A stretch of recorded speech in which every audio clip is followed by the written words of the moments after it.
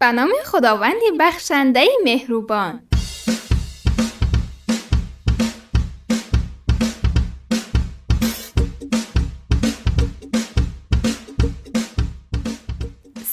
سلام بچه های مهربان، مایدهک های لبخندان. کنی به من بگوید حالتان چطور است؟ خدا را شکر که حالتان خوب است. امیدوارم همیشه سالم و سلامت باشید.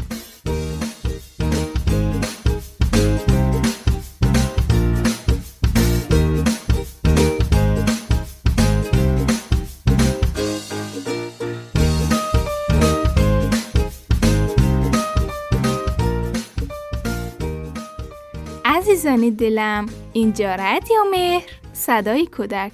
امروز هم با یک قصه نو به پیشتان آمدم.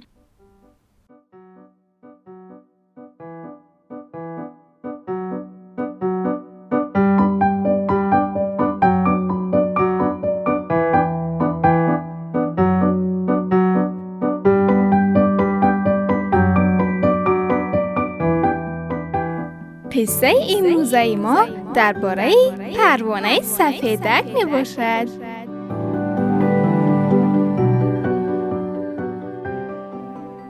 بود نبود بودگار بود. در یک دشت کلان سرسبز پر از گلهای رنگارنگ یک پروانه سفیدک از پشت ابرهای بزرگ سفید پرواز کرد و بر روی زمین آمد. پروانه سفیدک وقتی به دشتی پر از گلهای قصه‌مان رسید خوشحال شد و بر روی گلها می نشست و پرواز می کرد. بعد از آنجا پرواز کنان به یک جویبار رسید.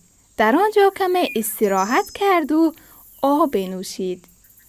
بعد دوباره به پرواز در اومده به راهش ادامه داد تا اینکه به دشتی پر از درختانی بلند رسید.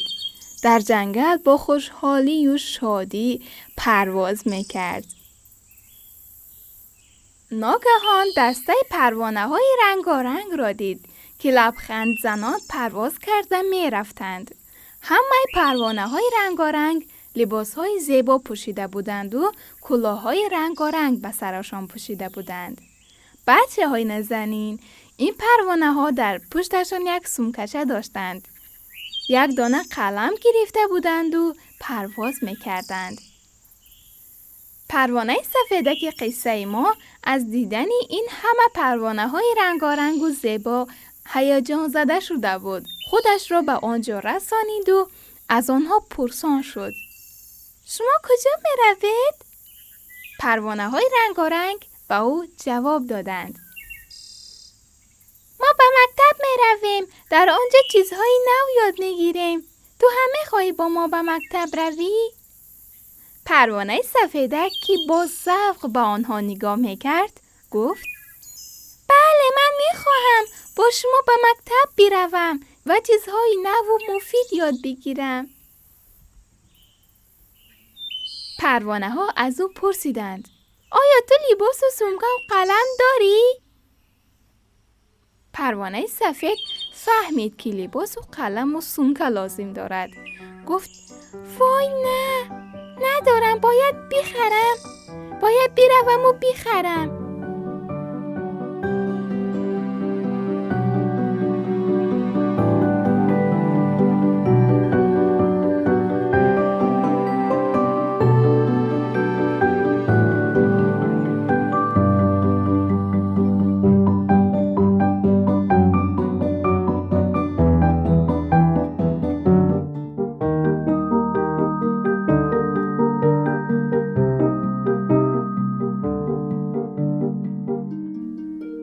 بچه های عزیز، پروانه سفیدک اول به مغازه لباس فروشی رفت تا لباس بخرد. پروانه سفیدک به مغازه‌ای که جیرجیرک کبود بود آنجا رفت و سلام کرد. سلام، شما لباس سرخ دارید؟ فروشنده که جیرجیرک کبود بود گفت سلام، بله داریم. سومکه و قلم چی؟ نه، این چیزها رو باید از مغازه دیگر بخرید. پروانه سفیدک لباس سرخ را خرید و با خوشحالی از جیرجیرک کبود تشکر کرد و به مغازه بعدی رفت. پروانه سفیدک به مغازه کلاهفروشی رسید. در آن مغازه مورچه قهوه‌ای فروشنده مغازه بود. سلام، آیا شما کلاهی کبود دارید تا به من بدهید؟ مورچه قهوه‌ای گفت سلام، خیلی خوش آمدید. بله دارم. یک کلاهی کبود که با گلهای کبود و خوشروی درست شده است. سمکه فروشی رسید. بچه‌ها، فروشنده مغازه سمکه فروشی یک پرنده زرد زیبا بود. او از پرنده پرسید سلام، آیا شما سمکه سبز رنگ دارید که به من بدهید؟ پرنده زرد گفت بله، من یک سمکه سبز رنگ دارم که از برگ‌های تازه گیاهی درست شده است. اینجاست، حاضر برایت می‌دهم. پروانه سفیدک سمکه را خرید و از پرنده تشکر کرد و با خوشحالی پرواز کرد و رفت. پروانه سفیدک پرواز کرد و به مغازه قلم فروشی رسید. فروشنده این مغازه یک قورباغه سبز بود. پروانه پرسید سلام قورباغه، شما در مغازه‌تان یک قلم زرد دارید؟ به من بدهید؟ قورباغه سبز گفت بله دارم، بفرمایید. پروانه قلم را هم خرید و از قورباغه سبز تشکر کرد و رفت. بعد از اینکه پروانه سفیدک همه چیزهای مکتبیش را خرید، با پروانه ها به مکتب پروانه های رنگارنگ در دشت آفتابگردان پرواز کرد و با خوشحالی رفت. در اینجا چیزهای نو و زیاد آموخت. بعد از آن پروانه دوستانی ما هر روز با دوستانش به مکتب می رفت و آنجا را خیلی خیلی دوست می داشت.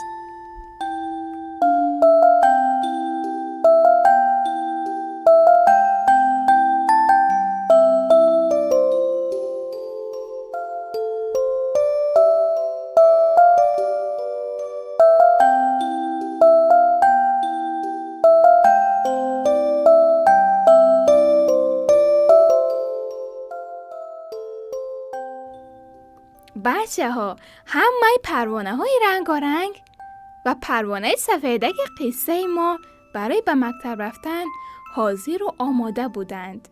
آنها دلشان میخواست هر چیز زودتر به مکتب بروند و درس‌های خوب و مفید از معلمشان یاد بگیرند تا پروانه های باسواد و دانای شوند.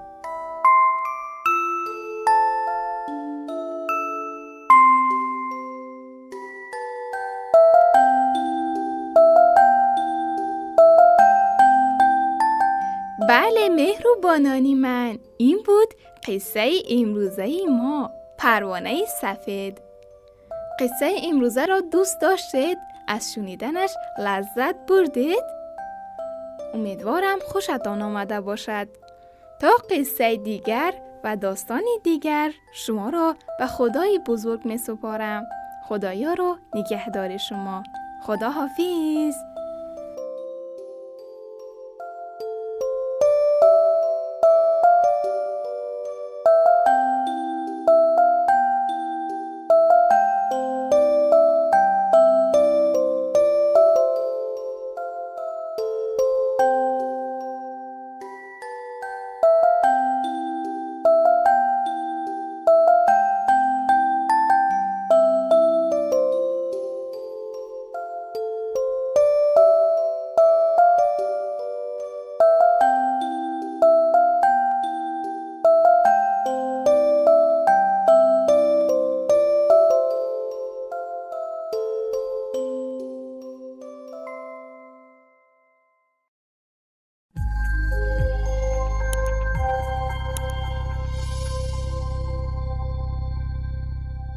برای دریافت پادکست هایی بیشتر و برنامه های متنوعی رادیو مهر، ارمغان امید و آینده می توانید با واتساپ ما با شماره +49 177 390 99 94 پیام دهید و با ما در ارتباط باشید.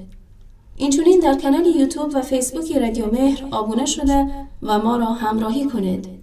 www.radiomehr.org